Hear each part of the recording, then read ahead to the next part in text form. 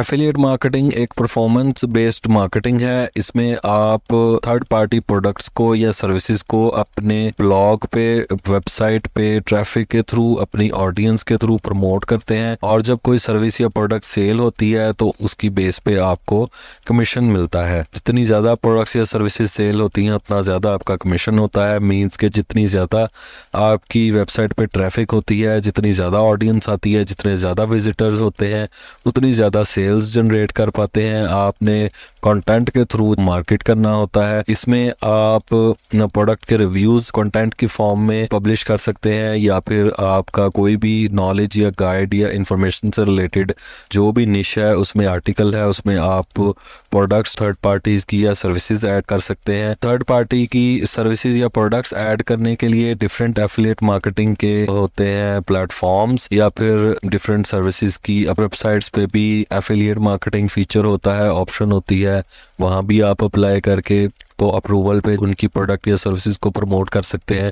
Specifically platforms भी इस purpose के लिए बने होते हैं, इन सबको हम डिस्कस करेंगे। एफिलिएट मार्केटिंग को स्टार्ट करने के लिए आप सबसे पहले डिसाइड करते हैं कि आपने कौन से प्लेटफॉर्म के थ्रू एफिलिएट मार्केटिंग करनी है या किस प्रोडक्ट को, किस सर्विस को आपने प्रमोट करना है। ये आपकी निश के अकॉर्डिंग होता है, आपकी जो भी ब्लॉग की कैटेगरी है उसके अकॉर्डिंग आप एफिलिएट मार्केटिंग इंटीग्रेट करते हैं। प्रोडक्ट्स को कंटेंट के थ्रू या फिर डिफरेंट पेजेस में डिफरेंट टाइप्स के साथ प्रमोट करते हैं। तो आप जो भी प्लेटफॉर्म यूज करते हैं वो चाहे स्पेसिफिकली एफिलिएट मार्केटिंग की मार्केट प्लेस हो या फिर कोई प्रोडक्ट की साइट हो, किसी सर्विस की इंडिविजुअल साइट हो, आपने उसके ऊपर साइन अप कर लेना होता है और आपको यूनिक लिंक्स मिलते हैं।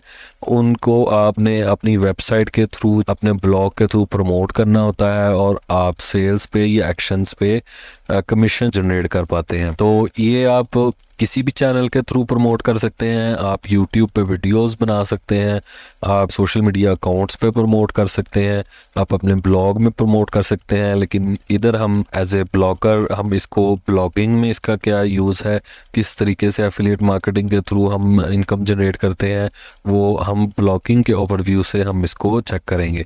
तो ब्लॉगर्स के लिए बहुत सारे बेनिफिट्स हैं। पैसिव इनकम जनरेट कर पाते हैं, आपकी सिंगल टाइम की मेहनत होती है और कांस्टेंट एफर्ट आपको नहीं करनी पड़ती और आप एक हैंडसम अमाउंट अर्न कर पाते हैं। इसमें आप जितनी ज़्यादा अपने ब्लॉग की ऑडियंस को ग्रो करते हैं उतनी ज़्यादा आपकी अर्निंग्स इंक्रीज़ होती हैं।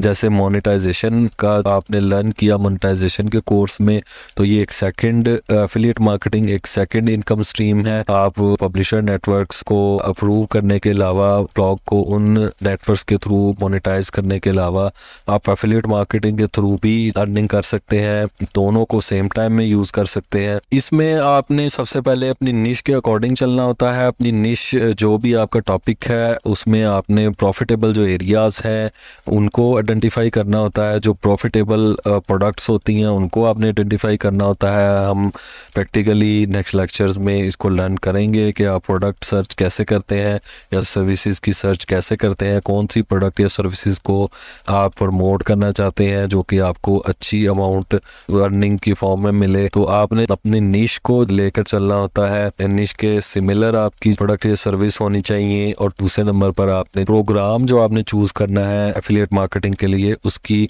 रिसर्च आपने करके तो डिसाइड करना होता है कि आपकी निश या ऑडियंस से अलाइंड कौन सा प्रोग्राम है जो आप एफिलिएट मार्केटिंग में यूज कर सकते हैं।